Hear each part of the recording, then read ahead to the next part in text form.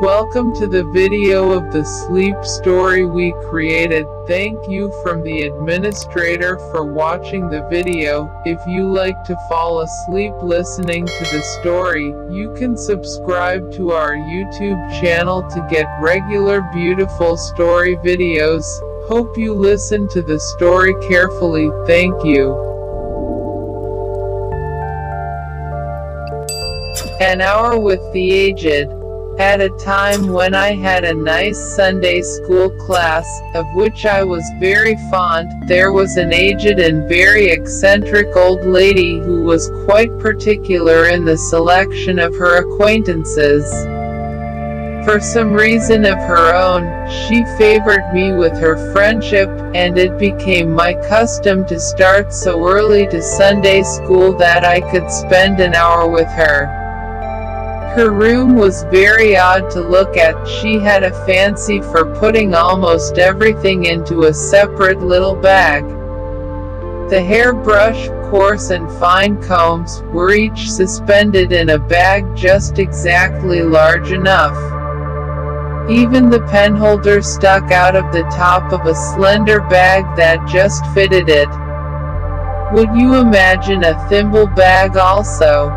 It was a fact. It took me several visits to become accustomed to her oddity. It was partly on account of the dust, and partly a habit of order, she said. I found out through her kindness of heart that some of these calico bags held a bunch of grapes and an apple each. I've got grandchildren, she explained. She also had a Bible so very old that the pages were yellow, and it was so large it was awkward to hold. Many a pleasant talk we had, she explaining to me passages that were obscure. How I loved to read the writings of Esdras in the Apocrypha, and how odd were some of the names in the Old Bible. Such old-fashioned earrings as she wore, too. One day I asked her if she had not had them a long time, for my mother had, hidden safely away, a pair something like them that Grandpa gave her for her 5th birthday, when he came home with his ship.